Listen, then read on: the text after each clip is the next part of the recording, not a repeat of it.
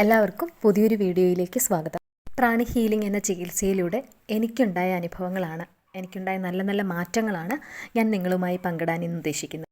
ഞാനിതിപ്പോൾ ഇങ്ങനൊരു വീഡിയോ ഇടേണ്ട സാഹചര്യം എന്താണെന്ന് വെച്ചാൽ, ഞാനിപ്പോൾ നോക്കുമ്പോൾ മിക്ക സ്ത്രീകൾക്കും, അതായത് ഒരു 35 വയസ്സിന് മുകളിലുള്ള, അതിന് താഴെയുണ്ട് എങ്കിൽ പോലും കൂടുതൽ ഒരു 35 വയസ്സിന് മുകളിലുള്ള മിക്ക സ്ത്രീകൾക്കും യൂട്രസ് റിമൂവ് ചെയ്യാണ്. എന്തെങ്കിലും മുഴയാണെന്നൊക്കെ വെച്ചിട്ട് അത് ഓക്കെ, അതാണ്. അപ്പോൾ അങ്ങനെ യൂട്രസ് റിമൂവ് ചെയ്യാണ്. പിന്നെ അവർക്ക് എന്ത് ആരോഗ്യമാണുള്ളത്? ഒരു 40-35 വയസ്സിന് മുകളിലുള്ള ഒരു 10 പേരെ എടുത്താൽ 6-7 പേർക്കോളം യൂട്രസ് ഇല്ല ഇന്നത്തെ സമൂഹത്തിൽ. ഞാൻ മനസ്സിലാക്കിയത്, ഞാൻ ചുറ്റും കാണുന്ന കാര്യം ഞാനീ പറയുന്നത്. പിന്നെ ചില അസുഖങ്ങൾക്ക് നമുക്കറിയാം, ചില മാരകമായിട്ടുള്ള രോഗാവസ്ഥയ്ക്ക് ആ രോഗം എവിടെയാണോ ബാധിച്ചിട്ടുള്ളത് അതിനെ എടുത്ത് കളയുക എന്നുള്ളതാണ് ഒരു ഓപ്ഷനായിട്ടുള്ളത്. ചിലപ്പോൾ അങ്ങനെയും സാധിക്കാത്ത കണ്ടീഷൻ വന്നിട്ടുണ്ടാകും. അങ്ങനെയൊക്കെയുള്ള അവസ്ഥകളുണ്ട്. അവിടെയാണ് ഞാൻ പ്രാണി ഹീലിങ്ങിൻ്റെ മഹത്വം മനസ്സിലാക്കിയത്. എൻ്റെ ജീവിതത്തിൽ എനിക്കുണ്ടായ സൗഖ്യം മറ്റുള്ള ആർക്കെങ്കിലും അതൊരു പ്രചോദനമാവുകയാണെങ്കിൽ ആയിക്കോട്ടെ എന്ന ലക്ഷ്യത്തോടു കൂടിയാണ് എൻ്റെ ഈ ജീവിതാനുഭവം ഞാൻ നിങ്ങളുമായി പങ്കുവയ്ക്കുന്നത്. നമ്മുടെ ശരീരത്തിൽ സ്പർശിക്കാതെ, ശരീരത്തെ കീറി മുറിക്കാതെ, ഒരു മരുന്നിൻ്റെയും സഹായമില്ലാതെ, ഒരു സൈഡ് എഫക്ഷനുമില്ലാതെ ഏത് രോഗത്തിനും കൃത്യമായ ചികിത്സയുള്ള ഒരു ചികിത്സാ രീതിയാണ് പ്രാണി ഹീലിംഗ് എന്ന് പറയുന്നത്. ഒരു ചെറിയ തലവേദന മുതൽ നാം ഇന്ന് ഭയക്കുന്ന ഏത് മഹാരോഗം വരെയും ചികിത്സിച്ചു മാറ്റാൻ സാധിക്കുന്ന ഒന്നാണ് പ്രാണി ഹീലിംഗ്. ഏകദേശം ഒരു 16 വയസ്സു മുതൽ തുടങ്ങിയതാണ് എനിക്ക് എൻ്റെ വയ്യായിക. എന്നും ആശുപത്രിയാണ്. ഇമ്മ്യൂണിറ്റി പവർ എന്ന് പറയുന്നത് തീരെ ഇല്ല എൻ്റെ ബോഡിക്ക്. സ്റ്റൊമക്ക് ഏക്ക് ആവട്ടെ, കോൾഡ് ആവട്ടെ, കഫാവട്ടെ, ഹെഡേക്ക് ആവട്ടെ, അങ്ങനെ മാറി മാറി മാറി മാറി ഓരോ അസുഖങ്ങളാണ് ഓരോ ദിവസം. ഹോസ്പിറ്റലിൽ അഡ്മിറ്റ് ആവുന്നില്ല എന്നത് മാത്രമേ ഉള്ളൊരു കാര്യമായിട്ട്, പക്ഷേ മിക്ക ദിവസങ്ങളും ഹോസ്പിറ്റലിൽ തന്നെയാണ്. അങ്ങനെ ഒരു 23 വയസ്സിൽ വിവാഹം കഴിഞ്ഞു. ആ സമയം എൻ്റെ അമ്മയുടെ രോഗമായ ആസ്മ എന്നെയും തേടിയെത്തി. പിന്നെ അങ്ങോട്ട് ഓരോ ദിവസവും ഹോസ്പിറ്റലാണ്, ചികിത്സയാണ്. ഇൻഹേലർ ഇല്ലാതെ ഒരു ദിവസം പോലും പറ്റില്ല. മരുന്നിൻ്റെയും ആശുപത്രിവാസത്തിൻ്റെയും ലോകമായിരുന്നു അപ്പോഴൊക്കെ. അലോപ്പതി, ഹോമിയോ, അതുപോലെ തന്നെ ആയുർവേദം, അങ്ങനെ പരീക്ഷണങ്ങൾ നിരവധിയായി. എന്നിട്ടും അസ്വസ്ഥതകളൊട്ട് കുറയുന്നുമില്ല. ലാസ്റ്റ് അമ്മ കാണിച്ചിരുന്ന ഹോസ്പിറ്റലിൽ തന്നെ ഞാനും കാണിച്ചു. ആ ഡോക്ടർ തന്നെയാണ് കാണിച്ചത്, നല്ലൊരു ഡോക്ടറായിരുന്നു. പക്ഷേ ശ്വാസം മുട്ടലിന് ഒരു മാറ്റം ഉണ്ടായിരുന്നില്ല. അങ്ങനെ ഒരു ദിവസം അദ്ദേഹം എന്നോട് പറഞ്ഞു, സൈനസൈറ്റിസ് പ്രശ്നമാണ്, അതുകൊണ്ട് തന്നെ ENT കാണിക്കുക, അത് കുറഞ്ഞാൽ മാത്രമേ നമുക്ക് ഈ ശ്വാസം മുട്ടൽ കുറച്ചെടുക്കാൻ പറ്റുള്ളൂ എന്ന് പറഞ്ഞു. അങ്ങനെ ENT കാണിച്ചു. അവരെന്തൊക്കെയോ ടെസ്റ്റുകൾ തന്നു, അതൊക്കെ ചെയ്തു. അന്നേരമാണ് അവർ പറഞ്ഞത്, സൈനസൈറ്റിസ് നല്ലതുപോലെ കൂടുതലായി, അലർജി കൗണ്ടൊക്കെ കൂടുതലായി, ബ്രെയിനിലോട്ട് പഴുപ്പ് പോവാണ്, എത്രയും പെട്ടെന്ന് അത് സർജറി ചെയ്ത് ആ പഴുപ്പ് റിമൂവ് ചെയ്യാമെന്ന് പറഞ്ഞു. അല്ലാതെ മെഡിസിനിലൂടെ ഇത് നമുക്ക് മാറ്റിയെടുക്കാൻ സാധിക്കില്ല, അത് വീണ്ടും വരും. അപ്പോൾ സർജറി ചെയ്ത് തന്നെ അതെടുത്ത് കളയേണ്ടതായിട്ടുണ്ട്. ബ്രെയിനിലോട്ട് പോയി കഴിഞ്ഞാൽ വളരെ പ്രശ്നമാണ് എന്ന് പറഞ്ഞു.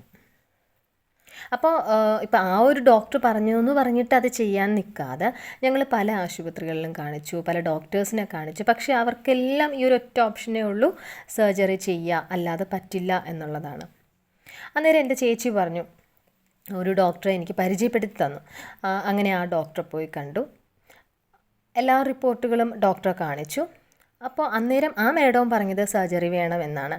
എന്നാൽ എനിക്ക് അത് ഒരു ഭയപ്പെടുത്തുന്നൊരു കാര്യമാണ്. അത് കാരണം എൻ്റെ നിർബന്ധപ്രകാരം ശരി, മെഡിസിൻ സ്റ്റാർട്ട് ചെയ്ത് നോക്കാം, ഇടയ്ക്കൊന്ന് സ്കാൻ ചെയ്യാം, കുറഞ്ഞില്ല എന്നുണ്ടെങ്കിൽ സർജറി ചെയ്തേ പറ്റുള്ളൂ, എന്തായാലും മെഡിസിൻ ഒന്ന് സ്റ്റാർട്ട് ചെയ്ത് നോക്കാം എന്ന് പറഞ്ഞു. എന്നാൽ ആ ഡോക്ടർ ഒത്തിരി നിബന്ധനകൾ വെച്ചിട്ടുണ്ടായിരുന്നു. ആഴ്ചയിൽ ഒരിക്കൽ കുളിക്കാൻ പാടുള്ളൂ, കഴുത്തിലൊരു സ്കാർഫ്, ഒരു തുണി കെട്ടിയിട്ട് വേണം നടക്കാനായിട്ട്. കാരണം എന്ന് വെച്ചാൽ കഴുത്തിൽ തൊണ്ടയിലോട്ട് തണുപ്പ് പാടില്ല. അപ്പോൾ അത് കാരണം ഒരു തുണി കെട്ടിയേക്കാം. പൊടിയടിക്കാൻ പാടില്ല, തണുത്ത ആഹാരങ്ങളൊന്നും കഴിക്കാൻ പാടില്ല, ഈ നമ്മുടെ അഗർബത്തി ഉണ്ടല്ലോ, അഗർബത്തിയുടെ സ്മെല്ലൊന്നും പാടില്ല. അപ്പോൾ ഇങ്ങനെ കുറേ നിബന്ധനകൾ വച്ചിട്ടുണ്ടായിരുന്നു. പിന്നെ മരുന്നിൻ്റെ കാര്യം പറയുകയും വേണ്ട. രാവിലെ എഴുന്നേൽക്കുമ്പോൾ തന്നെ മൂക്കിലേക്ക് കുറച്ച് മരുന്ന് അങ്ങനെ ഉണ്ട്. കാരണം എന്ന് വെച്ചാൽ രാവിലെ എണീക്കുമ്പോൾ എനിക്ക് സംസാരിക്കാനായിട്ട് ഭയങ്കര ബുദ്ധിമുട്ടാണ്. സംസാരിക്കാൻ പറ്റില്ല, മൂക്ക് അത്രയും വേദനയാണ്. സംസാരിക്കുമ്പോൾ മൂക്കിന് ഭയങ്കരമായിട്ടുള്ള വേദന കാരണം ഇച്ചിരി കട്ടനെങ്ങാനും കുടിച്ച് അല്ലെങ്കിൽ കുറച്ച് ആവിയൊക്കെ കൊണ്ടതിന് ശേഷം മാത്രമേ എനിക്ക് സംസാരിക്കാനായിട്ട് സാധിക്കുകയുള്ളൂ. അപ്പോൾ അതിന് വേണ്ടിയിട്ട് മെഡിസിൻ വേറെ, പിന്നെ ടാബ്ലറ്റ്സ് അതങ്ങനെ. ടാബ്ലറ്റ്സ് ഒത്തിരി ഉണ്ട്, അത് എല്ലാം ഹൈ ഡോസ് മെഡിസിൻസുമാണ്. അതിൻ്റെ റേറ്റ് എന്ന് പറയുന്നത് നമുക്ക് താങ്ങാവുന്നതിനും അപ്പുറമാണ്. അപ്പോൾ എൻ്റെ ഹസ്ബൻഡിന് ഇപ്പോൾ ഒരാഴ്ചയ്ക്കുള്ള മെഡിസിൻ പോലും നമുക്ക് ഒരാഴ്ചത്തേക്ക് കംപ്ലീറ്റ്ലി നമുക്ക് മേടിക്കാൻ പറ്റില്ല, അത്ര റേറ്റാണ് അതിന്. അപ്പോൾ ഞങ്ങൾ ചെയ്യുന്നത് എന്താ വെച്ചാൽ 2 ദിവസം 3 ദിവസത്തേക്കൊക്കെ മേടിക്കുക, വീണ്ടും ഒരു 3 ദിവസം കഴിയുമ്പോഴത്തേക്കും വീണ്ടും പോയി മേടിക്കുക, ഇങ്ങനെയൊക്കെയാണ് ചെയ്തുകൊണ്ടിരുന്നത്. അന്നേരം ഞാൻ വിചാരിച്ചു അദ്ദേഹത്തിനൊരു സഹായമായിക്കോട്ടെ, ഞാനിങ്ങനെ ഈ മെഡിസിൻസും കഴിച്ച് വീട്ടിലിരുന്നിട്ട് കാര്യമില്ലല്ലോ, ജോലിക്ക് പോവാം എന്ന് വിചാരിച്ചു. ഈ ഊട്ടിയുടെ തണുപ്പിലൊക്കെ മൂടിപ്പൊതങ്ങിയൊക്കെ ഉല്ലാസയാത്ര പോവില്ലേ, ആ കണക്കാണ് ഞാൻ ജോലിക്ക് പോയിക്കൊണ്ടിരുന്നത്. കാരണം അവിടെ AC ആണ്, അപ്പോൾ എനിക്ക് തണുപ്പടിക്കാൻ പാടില്ല, സ്കാർഫ് ഇടുക, കോട്ട് ഇടുക, ഈ ലെവലിലാണ് ജോലിക്ക് പോയിക്കൊണ്ടിരുന്നത്. മെഡിസിൻസ് ഇത്രയും ഉള്ളത് കൊണ്ട് തന്നെ വേദനയ്ക്ക് വലിയ കുഴപ്പമില്ലാതെ പോയി, വലിയ വേദന ഇല്ലാതെ പോയി. പക്ഷേ ഇൻഹേലേഴ്സ് കറക്റ്റായിട്ട് എടുക്കണം, 2 നേരം ഇൻഹേലേഴ്സ് ഉപയോഗിക്കണം, മെഡിസിൻസ് റെഗുലറായിട്ട് കഴിക്കണം. പക്ഷേ കുളിയും നനയും പാടില്ല, ആഴ്ചയ്ക്ക് ഒരിക്കലേ പാടുള്ളൂ. അങ്ങനെ മുന്നോട്ട് പോയിക്കൊണ്ടിരുന്നപ്പോഴാണ് നമ്മുടെ കൊറോണ എത്തിയത്. ലോക്ക്ഡൗൺ ആയി, ഡോക്ടറെ പോയി കാണിക്കാൻ സാധിക്കാത്ത അവസ്ഥയായി. ഡോക്ടർ പ്രിസ്ക്രിപ്ഷൻ ഡേറ്റ് നോക്കിയിട്ടേ മെഡിസിൻ തരുള്ളൂ. അപ്പോൾ അത് കാരണം വേദനയൊക്കെ വന്നാലും എനിക്ക് ആ മെഡിസിൻ തന്നെ മേടിച്ച് കഴിക്കാനും പറ്റില്ല. അങ്ങനത്തെ കണ്ടീഷനായി. വേദന വീണ്ടും ശക്തിയായി കൂടി. മാനസികാവസ്ഥയാണെങ്കിൽ അതും പരിതാപകരമായി. അങ്ങനെ ഇരുന്ന സാഹചര്യത്തിലാണ് ഇനി എന്ത് ചെയ്യും എന്ന അവസ്ഥയിലിരുന്നപ്പോഴാണ് ഞാൻ ഫേസ്ബുക്കിൽ നിന്നും ഈ ഒരു ചികിത്സയെക്കുറിച്ച് അറിയുന്നത്. ഭഗവാൻ തന്നെയാണ് ആ ഒരു സാഹചര്യം എന്നിലേക്ക് എത്തിച്ചതെന്ന് ഞാൻ വിശ്വസിക്കുകയാണ്. അതിശയം എന്ന് പറയട്ടെ, ചികിത്സ തുടങ്ങി. എൻ്റെ ബുദ്ധിമുട്ടുകൾ എങ്ങോട്ട് പോയെന്നറിയില്ല. ചികിത്സ സ്റ്റാർട്ട് ചെയ്തപ്പോഴേക്കും അതിനെക്കുറിച്ച് എനിക്ക് യാതൊരുവിധ അറിവുണ്ടായിരുന്നില്ല. ഭഗവാനെ മനസ്സിൽ വിചാരിച്ചിട്ട് ഞാൻ ആ ചികിത്സ എടുക്കുക ചെയ്തത്. എത്രത്തോളം വിശ്വാസയോഗ്യമാണ് നിങ്ങൾക്കിതെന്ന് എനിക്കറിയില്ല, പക്ഷേ ഇത് ശരിക്കും മിറാക്കിൾ തന്നെയാണ് പ്രാണി ഹീലിംഗ് എന്ന ചികിത്സ എനിക്കുണ്ടാക്കിയത്.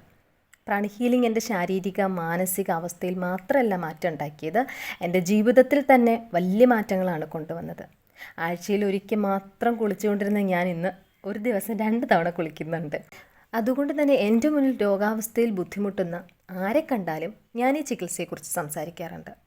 ചില ആൾക്കാരിൽ നിന്ന് പുച്ഛമാണ് തിരിച്ചു കിട്ടുന്നത്, ചില ആൾക്കാരിൽ നിന്ന് പരിഹാസമാണ്. ഒരു ചികിത്സ അവരർഹിക്കുന്നുവെങ്കിൽ അറിയില്ല എന്ന കാരണത്താൽ ഈ ചികിത്സ ലഭിക്കാതിരിക്കരുത്. അതുകൊണ്ട് നിങ്ങളിലേക്കും എത്തിക്കണം എന്നെനിക്ക് തോന്നി. ഇതൊരിക്കലും ഒരു പ്രമോഷനോ ഈ രുദ്രാക്ഷ വീഡിയോസൊക്കെ നമ്മൾ കാണാറില്ലേ, അത്തരത്തിലുള്ള ഒന്നും തന്നെയല്ല. ആർക്കെങ്കിലും ഉപകരിക്കുന്നെങ്കിൽ ആയിക്കോട്ടെ എന്ന് മാത്രമാണ് ഞാൻ ചിന്തിക്കുന്നത്. ഈ ചികിത്സാവിധിയെക്കുറിച്ച് കൂടുതൽ അറിയണമെങ്കിൽ ഞാൻ പിന്നൊരു വീഡിയോ ചെയ്യാം കേട്ടോ. ചികിത്സയെക്കുറിച്ച് മാത്രം പറഞ്ഞിട്ട്, അല്ലെങ്കിൽ എന്താണ് പ്രാണി ഹീലിംഗ് എന്നുള്ളതിനെക്കുറിച്ചിട്ട് ഞാൻ പിന്നൊരു വീഡിയോ ചെയ്യാം. അപ്പോൾ ഇത്രയും പറഞ്ഞ സ്ഥിതിക്ക് എനിക്കെൻ്റെ പ്രാണി ഹീലറെ കൂടി പറയേണ്ടതായിട്ടുണ്ട്. അദ്ദേഹത്തിൻ്റെ പേര് ത്രിവിക്രമൻ നായർ എന്നാണ്. ഇന്ന് അദ്ദേഹം എൻ്റെ ജീവിതത്തിലെ ഒരു പ്രധാന ഘടകം കൂടെയാണ്. ഒരു അനുഭവ സമ്പന്നനായ പ്രാണി ഹീലറാണ് അദ്ദേഹം. വളരെ സഹാനുഭൂതിയുള്ള ഒരാളാണ്. അശരണർക്ക് അദ്ദേഹത്തെ കഴിയുന്ന സഹായങ്ങൾ അദ്ദേഹം ചെയ്യുന്നുണ്ട്. അദ്ദേഹത്തിൻ്റെ സഹായത്താൽ ഞാൻ എൻ്റെ അസുഖം മാറ്റി, ഒപ്പം എൻ്റെ ജീവിതവും ഞാൻ പ്രാണി ഹീലിങ്ങിൻ്റെ ശക്തി എന്തെന്ന് മനസ്സിലാക്കി. അദ്ദേഹം എന്നെ പ്രാണി ഹീലിംഗ് പരിശീലിക്കാൻ പ്രേരിപ്പിക്കുന്നുണ്ട്. എൻ്റെ ജീവിതത്തിൽ വന്ന മാറ്റം ഇന്നെന്നെ വളരെ സന്തോഷിപ്പിക്കുന്നു. ഞാനിങ്ങനെ വളരെ സന്തോഷത്തോടു കൂടി സ്ട്രോങ് ആയിട്ട് ചിരിച്ച് നിങ്ങളുടെ മുന്നിൽ സംസാരിക്കണം എങ്കിൽ അദ്ദേഹത്തിൻ്റെ ചികിത്സയിലൂടെ എനിക്ക് വന്ന മാറ്റം തന്നെയാണ്. നിങ്ങൾ കാണുന്നുണ്ടെങ്കിൽ നല്ലൊരു ഹീലറെ കാണിക്കാം. ഞാൻ എന്നെ ഭഗവാൻ കൊണ്ട് ചെന്നെത്തിച്ച കൈകളെന്ന് പറയുന്നത് പ്യുവറായിട്ടൊരു കൈകളില്ല. ഒരുപാട് ആൾക്കാർക്ക് അവരുടെ അസുഖങ്ങളൊക്കെ മാറ്റി അവർക്ക് സൗഖ്യം കൊടുക്കുന്ന കൈകളിലേക്കാണ് എന്നെയും ഭഗവാൻ കൊണ്ടെത്തിച്ചത്. അത് കാരണം ഞാനിങ്ങനെ സ്ട്രോങ് ആയിട്ട് ഇപ്പോൾ ഇരിക്കുന്നു. എനിക്ക് ഇത്രയും ഹാപ്പിനെസ്സോടുകൂടി നിങ്ങളോട് സംസാരിക്കാനായിട്ട് സാധിക്കുന്നു. അതുപോലെ നല്ല കൈകളിലേക്ക് നമ്മൾ എത്തിപ്പെടാൻ ശ്രമിക്കാം. ഓക്കെ, അപ്പോൾ ഇന്ന് ഇത്രയേ ഉള്ളൂ. എൻ്റെ വീഡിയോ ആർക്കെങ്കിലും ഉപകരിക്കുകയാണെങ്കിൽ ഉപകരിക്കട്ടെ എന്നുള്ള ഒരു ഉദ്ദേശം കൊണ്ട് മാത്രമാണ് ഞാൻ ചെയ്തത്. അപ്പോൾ എല്ലാവർക്കും നല്ലൊരു ദിവസം ആശംസിക്കുന്നു. ശരിയെന്ന് വീണ്ടും കാണാം.